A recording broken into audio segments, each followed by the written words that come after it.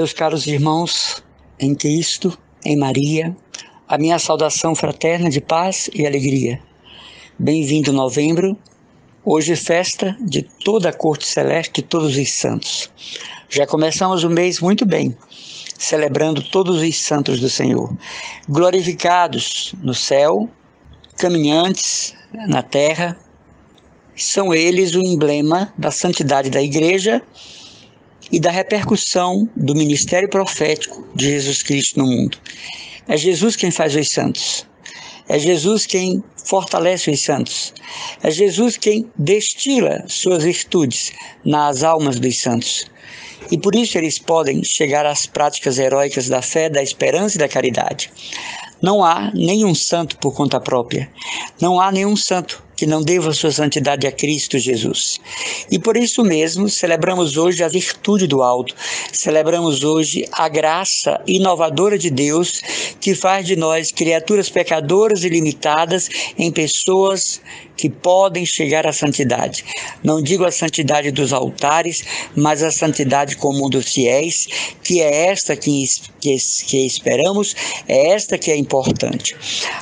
Santidade relacionada com beatificação e canonização é um segundo plano, que não é bem o que o cristão quer para si, mas a identificação com Jesus. Queridos irmãos, a visão de Deus que o Antigo Testamento nos passa é de um Deus castigador, exigente, de um Deus muito pouco misericordioso, de um Deus que castiga os pais dos filhos e até a última geração, um Deus muito pouco clemente, uma espécie de faraó divino. Por todo o Antigo Testamento nós vamos ter uma visão de Deus que massacra, que faz sofrer, que desonra, que tira seu povo da terra, que os deixa escravos, que os faz padecer do deserto, que os deixa passar fome, que os deixa ser vítima de injustiça. No Novo Testamento, Jesus vai tentar mudar essa imagem de Deus, mas Jesus não logrou muito sucesso com isso. As pregações de Jesus, na verdade, as pessoas o seguiam mais pelos milagres que ele fazia do que por suas pregações. Jesus tenta mostrar um rosto de Deus amoroso, misericordioso, mas não logrou êxito. A ponto de ter sido crucificado, é verdade, com todo esse preâmbulo político, sócio, religioso dos sumos sacerdotes em integração com o Império Romano. Jesus quer mostrar que Deus não é aquela figura do Antigo Testamento castigador. Nós não vamos encontrar a palavra Javé em momento nenhum, em nenhum texto do Novo Testamento. Para o Novo Testamento, Jesus quer que o nome de Deus seja o Pai. Meu Pai que está no céu, meu Pai que me enviou. Quem me encontra, encontra o Pai. Quem me vê, vê o Pai. Então, para os judeus que vêm de uma linhagem, digamos assim, em que Deus é castigador, era muito difícil ver Deus Pai. Porque Pai é cuidador, Pai é misericordioso, Pai é provedor. E o povo de Deus muito pouco experimentou a providência de Deus, ao contrário. Então, é muito bom a gente ter em mente que quando a gente conversa com pessoas que não querem saber de Deus, há um fundamento bíblico para isso, né? Hoje, mais do que nunca, os estudiosos se empenham em provar que Deus foi muito cruel no Antigo Testamento, muito embora aqueles textos são, colocados ali pelos hagiógrafos. Foram os escritores que colocaram aqueles feitos que Deus mandou matar, que Deus mandou matar a espada, que Deus mandou queimar vivos os filhos, que Deus mandou cozinhar comidas com fezes. Ali nós devemos ver que não é inspiração divina, mas são ideias do próprio hagiógrafo ou do autor sagrado. Nós sabemos que grande parte dos livros da vida, atribuído a certos autores como Salomão, Davi, não foram de verdade, mas que usaram seu nome para dar legenda ao livro. O que é que eu quero dizer dizer é que hoje nós temos uma luta teológica para mostrar que Deus é amor. Uma luta teológica e catequética para mostrar que em Jesus Deus é amor. Que no sacrifício cruento de Jesus e no incruento da Eucaristia, Deus é amor. Deus é misericórdia que acolhe. Mas como é difícil dizer para uma pessoa que está com câncer que Deus a ama. Como é difícil dizer para uma mãe que está sentada ao lado do caixão do filho, assassinado por facções, que Deus a ama. Que aquilo é um plano de Deus, que no futuro ela vai ver que aquilo foi um bem. Como querem alguns, pregadores. Como é difícil dizer para uma esposa que o marido acabou de deixá-la por uma amante, por uma vadia, por uma promíscua, que isso é um plano de Deus e ela deve abraçar. Que isso é vontade de Deus. Como é difícil falar com a família de um suicida, de que Deus está presente neste suicídio. Sabemos nós que nem tudo na vida é o livre-arbítrio. Pessoas são muitas vezes envolvidas por entidades, subordinadas a entidades. Sabemos que nem tudo é o livre-arbítrio, mas um drama psíquico, não é? Um transtorno psicológico que leva pessoas a matarem, roubarem e cometerem o suicídio. Jesus, através da doutrina de Santa Faustina Kowalska, quer se apresentar ao mundo como um canal de misericórdia, canal de bondade. O acolhimento de Deus, independente de quem somos, a agregação a Deus, independente do que fazemos, a misericórdia que transpassa pecados, que vai além de infrações à sua lei.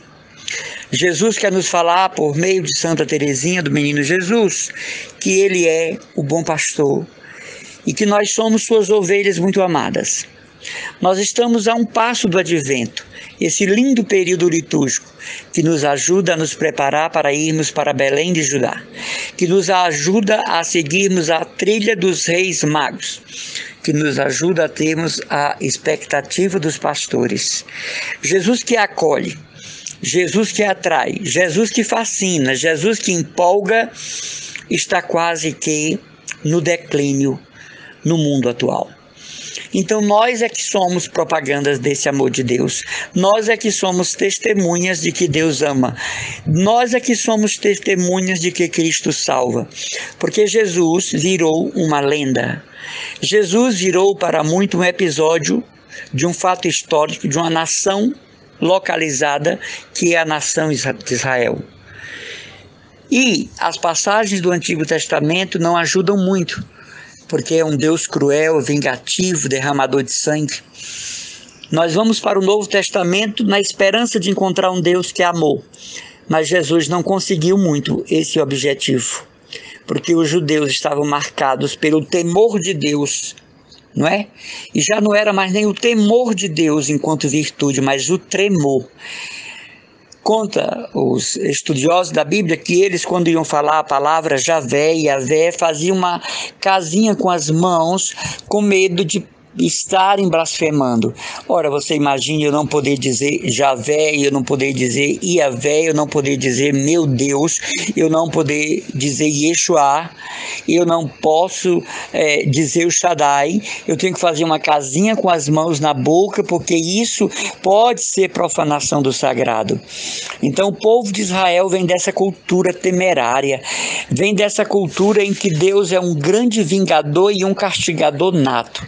Jesus tentou mostrar que Deus é amor, mas ele continua a sua obra por meio da igreja, continua a sua obra por meio dos sacramentos, continua a sua obra por meio dos evangelhos, muito embora nós saibamos hoje que muitos evangelhos foram aceitos pela igreja pela incapacidade de aceitar outros que tinham, digamos assim, uma estrutura muito estranha ao messianismo de Jesus. Mas nós cremos fielmente que todo o Novo Testamento foi inspirado, assim diz o magistério da igreja. Só não podemos fugir do ateísmo reinante que questiona a validade de um Deus e a necessidade de um Deus, como se diz, a precisão de se ter um Deus, a necessidade de se ter uma religião e ser bom. Será que uma pessoa não pode ser boa sem religião? Será que uma pessoa não pode ser boa sem ter fé em Deus? Será que uma pessoa não pode ser altamente caridosa sem ter Jesus na sua vida? São essas perguntas que os teólogos tentam hoje conciliar e eu não digo responder, mas criar um ponto de diálogo para que as pessoas se expressem e se coloquem. Eu que moro no meio, no centro de uma favela, vejo aqui que não é uma cesta básica a resposta do amor de Deus, que não é uma conversa de conforto funerário que traz o amor de Deus, que não é a conciliação entre duas famílias que estão brigando que prova que Deus é amor. É apenas uma situação de caráter social. Muito embora para mim isto é evangelho, muito embora para mim isto é evangelização, mas no popular o povo não está interessado neste Deus bíblico, neste Deus da catequese, neste Deus da teologia, nesse Deus da liturgia. Somos nós os propagadores, somos nós os continuadores, somos nós, sim, os instrumentos válidos da ação e da evangelização, porque o povo não tem sequer paciência de ler um pequeno catecismo, quanto mais o catecismo que nós temos. O povo não tem paciência de ouvir uma homilia mais demorada, quanto mais a palavra de Deus e estudos teológicos. O povo, quando vai a uma missa, fica comparando missa de padre fulano com padre Beltrano, mas padre Beltrano fala muito, como diz aqui, não estica muita baladeira. Então, quanto menos tempo nós dermos ao culto a Jesus, é melhor para ir para casa, para o lazer, para a vida em família, para o feriado, para as compras, para as conversações. Então a igreja está caindo nisso, celebrações muito rápidas, porque o povo não quer mais celebrações em que se louve, em que se celebre. Também existe hoje um perigo, que é a igreja procurar o marketing para tornar as missas um verdadeiro show de atração com danças, balé, peça teatral, mas o mistério é o que o povo não quer saber. Então se procura o marketing teológico para que a missa seja lotada, para que atravesse o número de 3, 4, 5 mil pessoas. Então é uma missa festival, é uma missa show, e não o sacrifício da cruz repetido, celebrado, atualizado em nós. Caríssimos irmãos, nós vivemos tempos verdadeiramente de ateísmo prático e pragmático. Então nós que estamos na defesa da fé devemos entender a dificuldade do povo em ler e entender a palavra, a necessidade que o povo tem de receber o anúncio profético e messiânico de Jesus, de nós sermos esses representantes dele com nossos atos, palavras e ações, de nós sermos esses, digamos assim, que repercutem Deus. Não está fácil crer em Deus na situação atual: guerra, pobreza, miséria, opressão, racismo, discriminação, escândalos na igreja. Mas ainda assim nós precisamos acreditar que em todos os tempos aconteceu isso, e que são muitos chamados, poucos escolhidos, e eu vou um pouco mais, poucos os ouvintes, né? São poucos os ouvintes da palavra e da liturgia e do magistério da igreja. Que isso não nos desanime, mas seja um ponto de referência para a nossa reflexão e uma constatação das nossas pesquisas de como anda o mundo.